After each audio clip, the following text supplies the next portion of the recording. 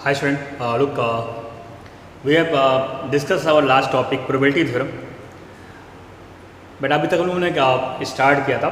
We have learn about conditional probability. हमने conditional probability देखा.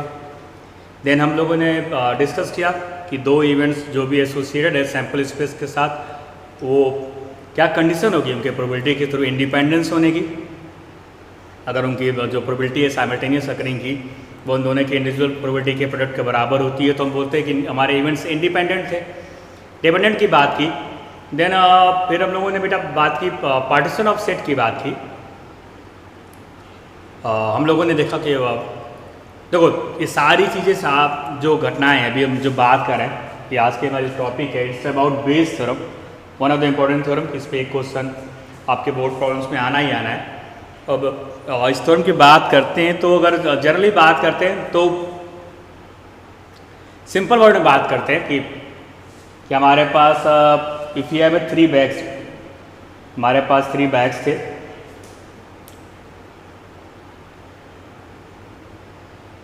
One two three, we have 3 bags. वहाँ पे different 3 red ball थे, 3 black ball थे. First bag में यहाँ 4 रेड 4 ब्लैक बॉल और थर्ड में 5 red 5 black ball.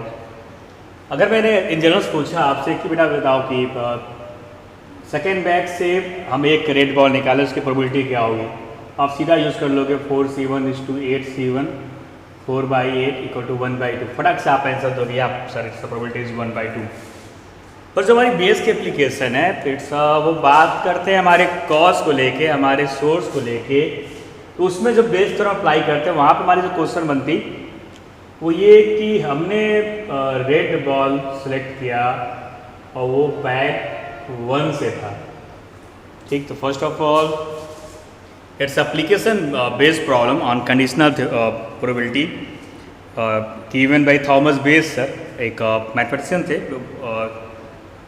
British mathematician थे. इन्होंने प्रैक्टिकली इसको थ्योरी को दिया based on the practical problems. Practical business problems को सॉल्व करने के लिए उनके द्वारा दिया गया था ये एप्लीकेशन बेस्ड. और कोई बेटा नई चीज़ नहीं मिलेगी.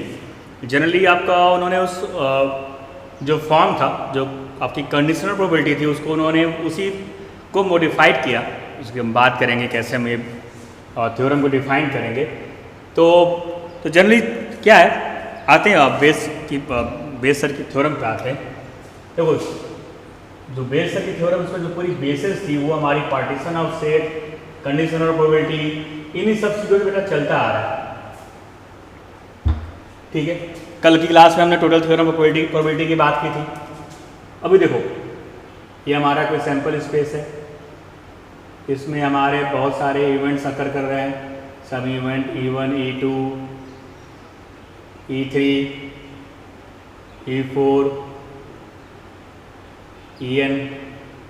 ठीक, ये सारे जो इवेंट्स हैं पार्टीशन ऑफ सेट की बात कर रहे हैं. हमारी जो रिक्वायरमेंट थी ये हमारे जो सारे इवेंट्स हैं म्यूचुअली एग्जॉस्टिव हैं. Means E1 union E2 union E3 union E4 की बात कर रहे हैं, union EN union EN. Sample space क्या होता है, ये क्या गिवन कंडीशन है, म्यूचुअली एग्जॉस्टिव होगा ना. ये सारे को ऐड करें तो पूरा सैम्पल स्पेस बनेगा. क्लियर बेटा. Then specified EI intersection EJ. आप क्या देखेंगे कि ये फाई है for all i's run from 1 to n. ठीक है, फिगर से क्लियर है कि ये डिसजॉइंट सेट्स है सारे रेस्पेक्टिव EI EJ. इनमें किसी में कोई भी कॉमन पॉइंट नहीं मिलने वाला बेटा. ठीक, म्यूचुअली एग्जॉस्टिव हो गया, it's gives a mutually exclusive. अभी क्या किए कोई भी हमने क्या किया कि हमने यहाँ पे एक इवेंट A लिया जो हमारा आर्बिट्री कोई इवेंट A है, इसकी probability of A can not be 0 है. अब जो इवेंट्स A है ये हमारा इवेंट A रिप्रेजेंट कर रहा है. अब इसकी बात करते हैं तो जो इसकी probability of A can not be 0, A की बात करते हैं, probability of A can not be 0. ठीक है बेटा. अब इसके रेस्पेक्टिव में जो बात करते हैं probability of this that's given कि हमारा अब किसी स्पेसिफिक प्रोबेबिलिटी ऑफ EI हमें फाइंड आउट करनी है. ठीक, जिसकी इसकी जो प्रोबेबिलिटी है i specific for any for 1 to n, जो हमारी प्रोबेबिलिटी ऑफ ई आई है, it's always should be greater than 0। अभी किसी स्पेसिफिक ई आई की प्रोबेबिलिटी की बात करते हैं। अब इस केस में तो जो हमारा बेसर का थ्योरम था, it's given by probability of this any specific event E I that A has already occurred is given that probability of E I, the probability of A by EI to the summation of I run from 1 to n probability of this EI to the probability of A by EI। बेटा ये थी हमारी Bayes theorem, यही हमारी क्या है बेटा, Bayes theorem है, जहाँ पे हमारा I run to 1 to n करा समेशन सिग्मा फॉर समेशन। तो ये बेस थ्योरम की थ्योरम थी, ठीक। अभी आप सोच रहे होगे कि कैसे रिलेटेड है एक कंडीशनल प्रोबेबिलिटी के साथ। कुछ नहीं बेटा, उन्होंने बस उस कंडीशनल प्रोबेबिलिटी को ही मॉडिफाई किया है। आप ध्यान देखिएगा, प्रोबेबिलिटी ऑफ आपको ए इंटरसेक्शन भी याद आ रहा है, हमने कैसे डिफाइन किया था। कंडीशनल शुरुआत करते हैं।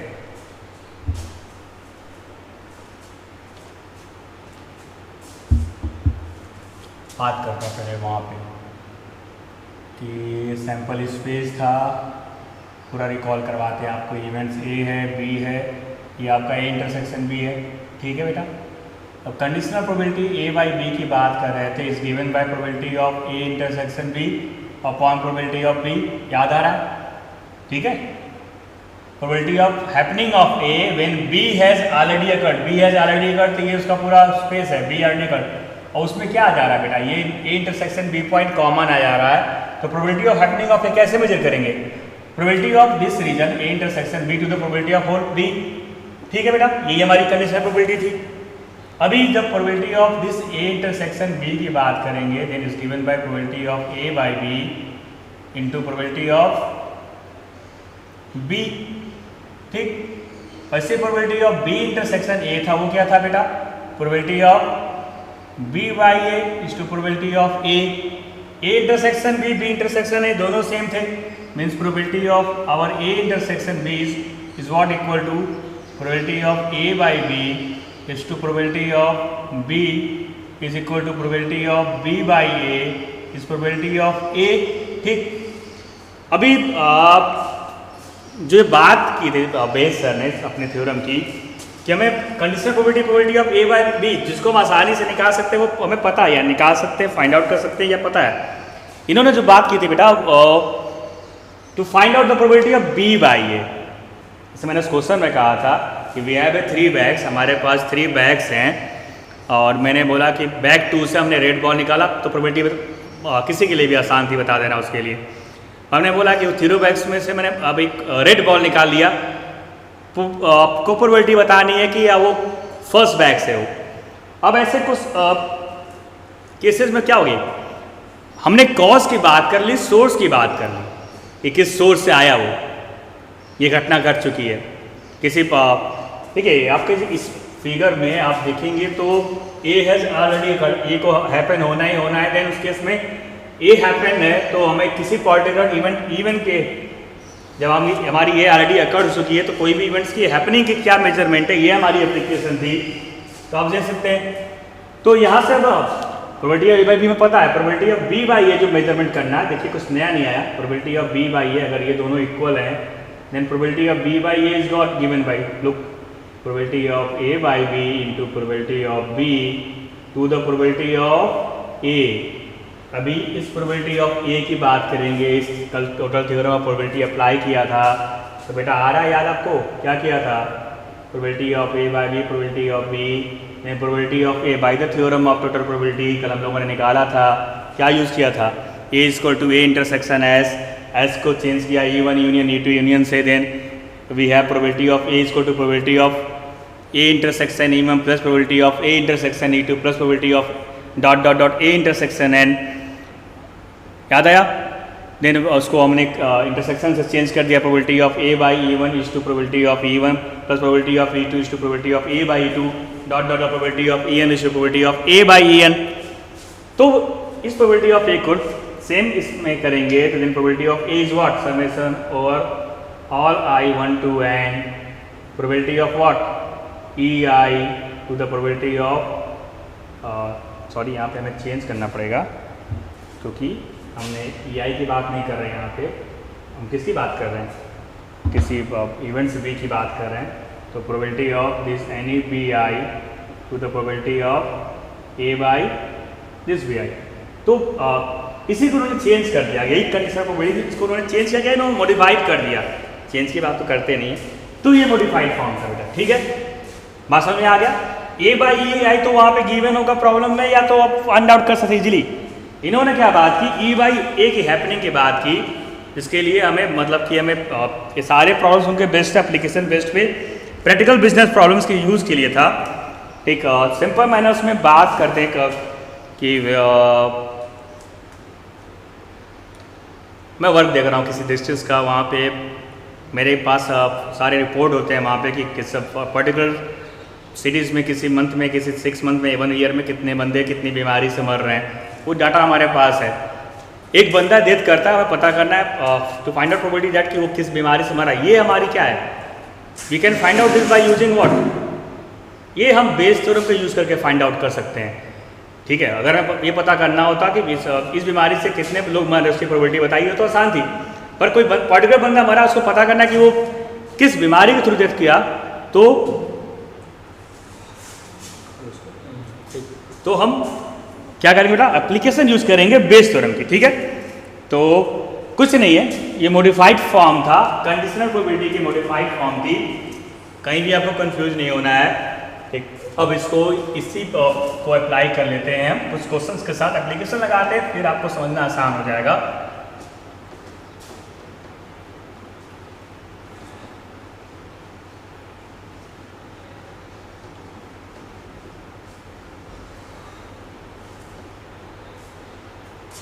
चलिए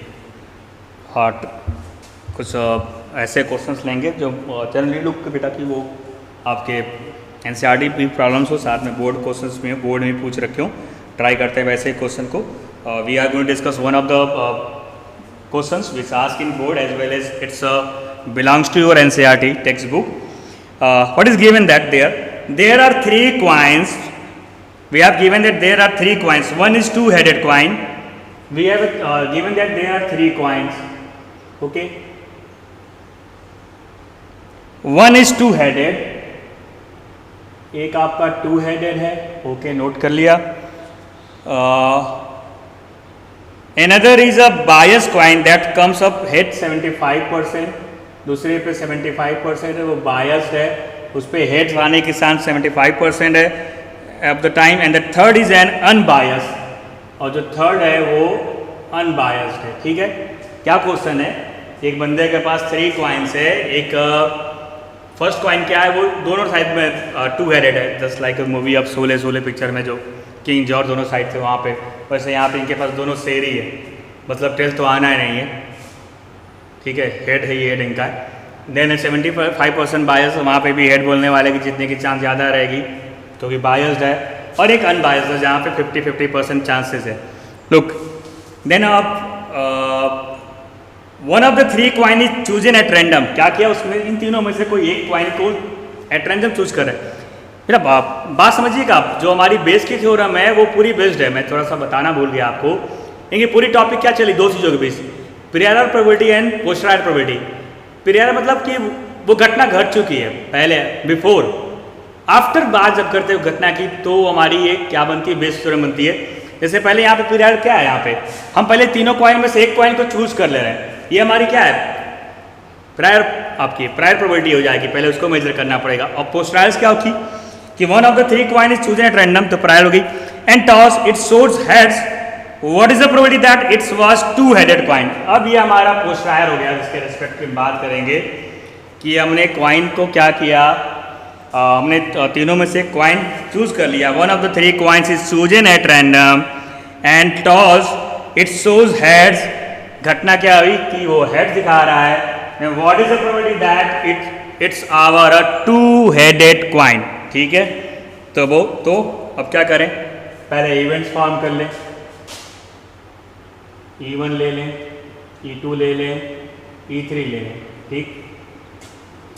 ठीक है। हमारे पास 3 कॉइन्स है, इवेंट ले लिया E1 E2 E3। E1 E2 E3 क्या डिनोट करेगी बेटा? ये डिनोट करेंगी selecting the coins, event selecting the first coin, events selecting the second coin और event selected the third coin, ठीक है।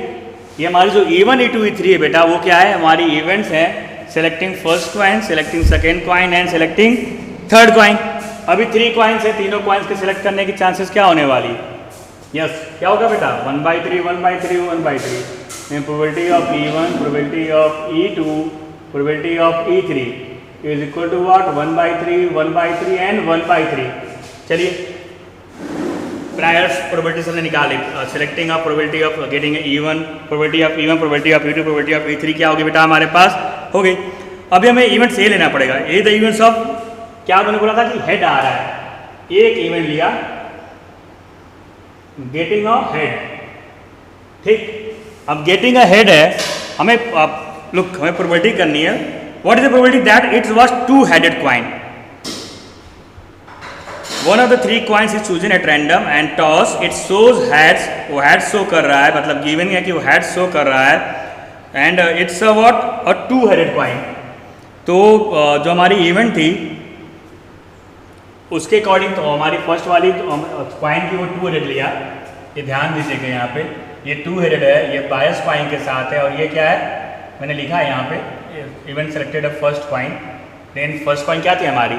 जिसके दोनों साइड में बेटा हेड थे। तो जो हमें यहाँ पे हमें निकालना है वो क्या निकालना है? We have to find the probability of E1/A, ठीक है। गिवन है कि हमारा जो टॉस करे वो हेड मिल रहा है, पर क्या है?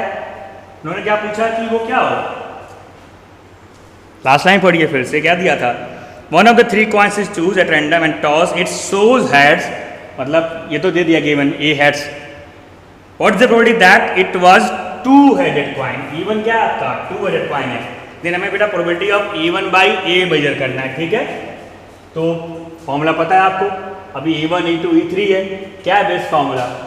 Probability of probability of E1 is to probability of A/E1 और बाकी सारे टोटल से इसको डिवाइड करना पड़ेगा।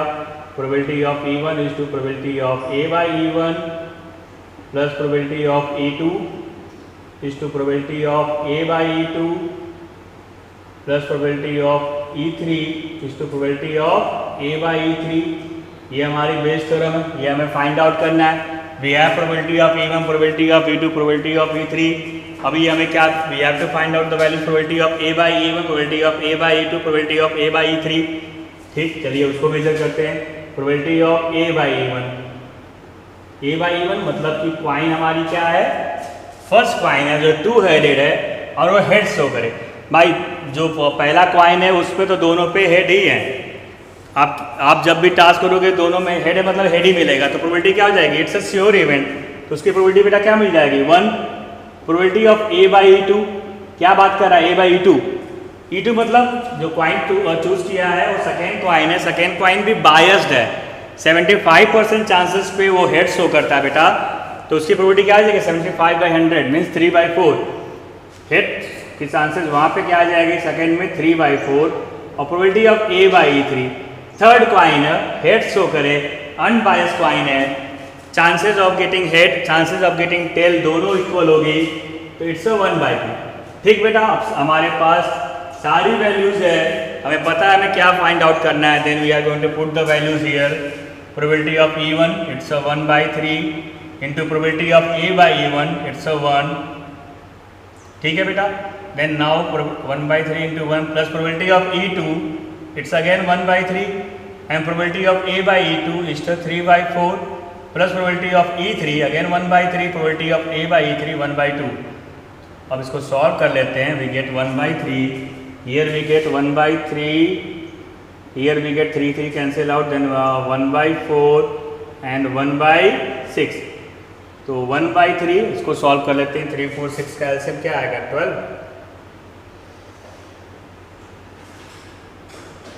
Yes we get 12।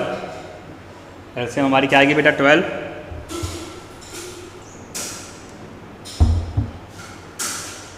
then 12, 3, 4, 12, 4, 3, 12, 6, 2, then we get 4 से 7 to 9, then 1 by 3 and 9 by 12, तो then what we get, ऊपर सॉल्व करते हैं, नीचे स्पेस नहीं है, and now it's a 1 by 3 into 12 by 9, 3, 4, 12, then we get 4 by 9, तो बेटा क्या प्रोबेबिलिटी मिली हमें, we get 4 by 9, this is our required probability. ठीक है, चलिए अब घर पे इसको प्रैक्टिस करिएगा। ठीक, अब नेक्स्ट क्वेश्चन लेते हैं।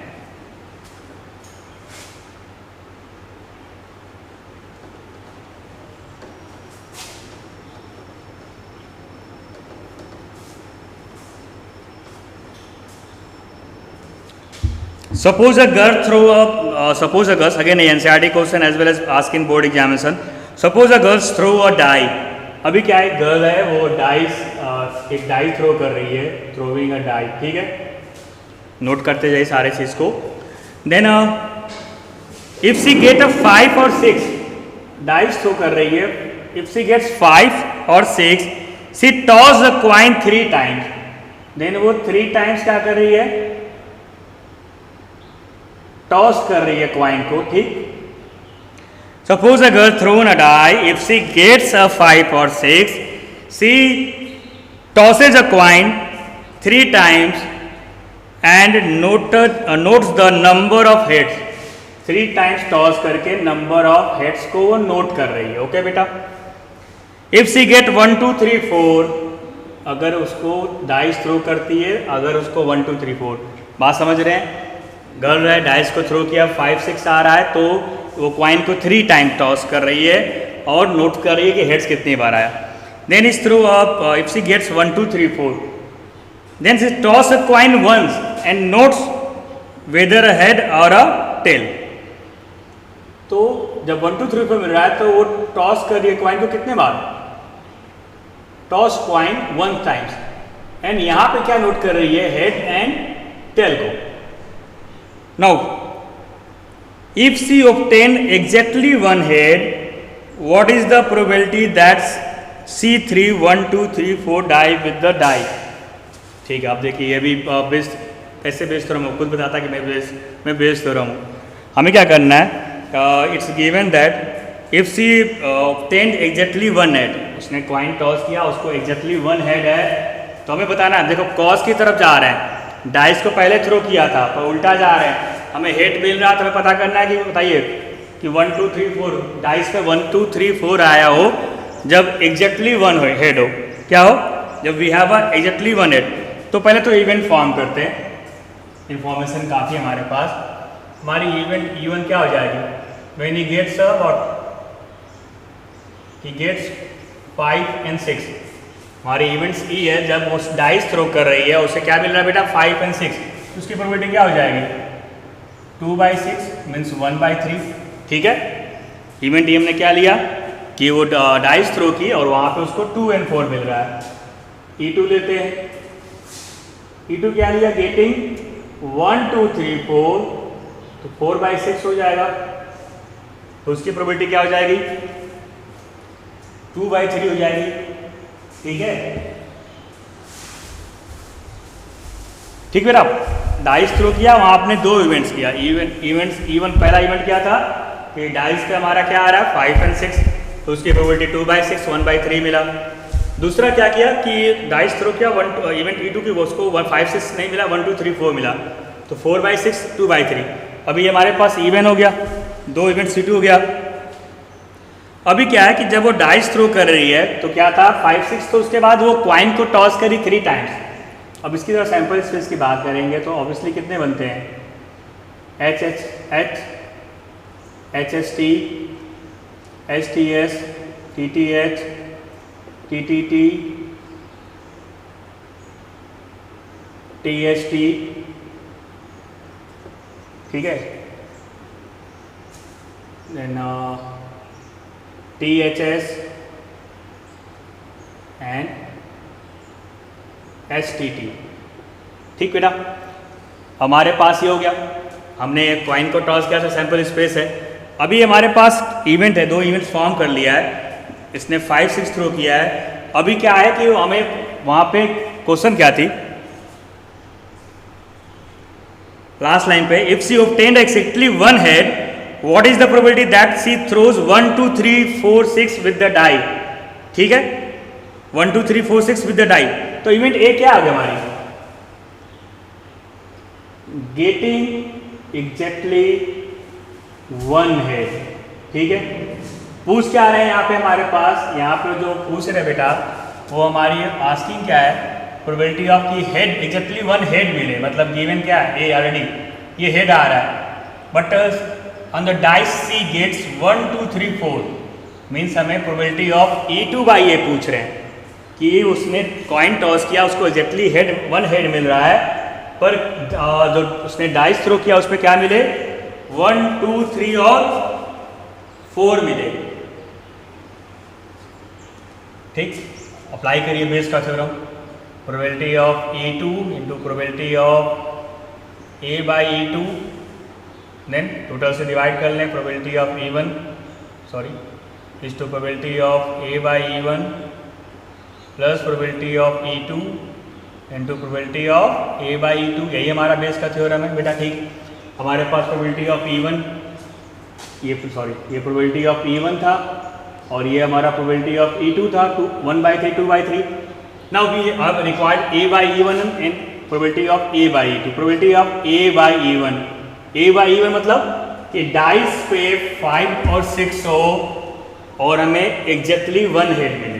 ठीक है, एग्जैक्टली वन हेड मिले और डाइस पे 5 6 हो, एग्जैक्टली वन हेड. जब 5 6 आ रहा है तो लड़की 3 बार कॉइन को टॉस कर रही है, तो ये सैंपल स्पेस है. एग्जैक्टली वन हेड की क्या चांसेस है, A STT TST और TTS. तो प्रोबेबिलिटी ऑफ बेटा A बाई E1 क्या हो जाएगा, 3 बाई 8, एग्जैक्टली वन हेड. ठीक है, एग्जैक्टली वन हेड ले रहे हैं तो 3 बाई 8 हो गया. Probability of A by E2, A by E2 मतलब E2 ऑलरेडी अकर्ड. E2 क्या था, गेटिंग, मतलब डाइस पे 1 2 3 4 आ रहा है, डाइस पे 1 2 3 4 आ रहा है, मीन्स जब वो डाइस पे 1 2 3 4 आ रहा है तो टॉस कर रही है कॉइन को 1 टाइम्स और नोट कर रही है हेड एंड टेल, तो उसमें जो हेड आने के चांसेस है वो क्या हो जाएगी.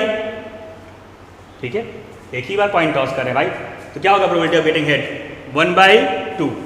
ठीक है बेटा, अभी हमारे पास क्या है, प्रोबेबिलिटी ऑफ E1 है, प्रोबेबिलिटी ऑफ E2 है, probability of A by E1 है, probability of A by E2 है. क्या करें, सारी वैल्यूज ला के आप यहाँ पुट करिए. प्रोबेबिलिटी ऑफ E2 क्या है, probability of E2 2 by 3 into probability of A by E2 हमने निकाला अभी 1 बाई 2. देन अगेन इसको यूज़ करेंगे, इसको पहले लिख लिया, कोई मतलब नहीं है, E2 को पहले लेते हैं तो भी कोई दिक्कत नहीं. प्रोबेबिलिटी ऑफ E1 क्या है बेटा, 1 by 3. Probability of A by E1 क्या है, 3 बाई 8. ठीक, देन 2 2 कैंसिल होगा, देन वी हैव 1 बाई 3. यहाँ हमारे पास क्या होगा, अगेन 1 बाई 3 और 1 बाई 8. 3 और 8 कैल्शियम क्या आएगा, 1 बाई 24, देन सॉरी 24 आएगा, 3 8 calcium. Then we have here 8 plus 3 11, 1 by 3, then 1 by 3 into 24 by 11 we get 8. तो जो रिक्वायर्ड प्रोबेबिलिटी है हमारी, probability of E2 by A is given by 8 by 11. क्या है, E2 बाई A मतलब कि वो गर्ल्स है, उसको एग्जैक्टली वन हेड मिलता है. एंड तब जब डाइस पे क्या आ जाए, when it's gets on the dice is what, 1 2 3 and 4. ठीक है बेटा, लुक. तो हम लोगों ने बेटा आज क्या देखा, आज की क्लास में हम लोगों ने we have seen that Bayes theorem, हमने बेस थ्योरम के बारे में डिस्कस किया. मैंने बताया कि उसे क्यों अप्लाई करते हैं. जनरली इट्स नॉट कोई इंडिविजुअल थ्योरम नहीं है, ये एप्लीकेशन ऑफ कंडीशनल प्रोबेबिलिटी थी हमारी. मैंने आपको थ्योरम को दिखाया, आपको बताया भी कि एप्लीकेशन ही है कंडीशनल प्रोबेबिलिटी की, जो उसका पूरा बेस क्या है आपका पार्टीशन ऑफ सेट्स पे था. वी हैव नीड्स, अगर हमारे पास जो इवेंट्स हैं वो म्यूचुअली एक्सक्लूसिव और म्यूचुअली एग्जॉस्टिव इवेंट्स हैं. और पता है आपको बेसिक्स में terms mutually exclusive mutually exhaustive events होते क्या हैं. देन वहाँ पे कोई अल्टरनेटिव इवेंट्स ए है और जो अकर कर रहा है उसके रेस्पेक्टिव में हम जो किसी स्पेसिफिक इवेंट EI को when A is already occurred और उसकी प्रोबेबिलिटी फाइंड आउट करते हैं, then we use what, we use a Bayes theorem. तो आज हमने 2 क्वेश्चन लगा एप्लीकेशन बेस पे। कल की क्लास में then again we have discuss about our Bayes theorem and its related problem to all. Thanks to all.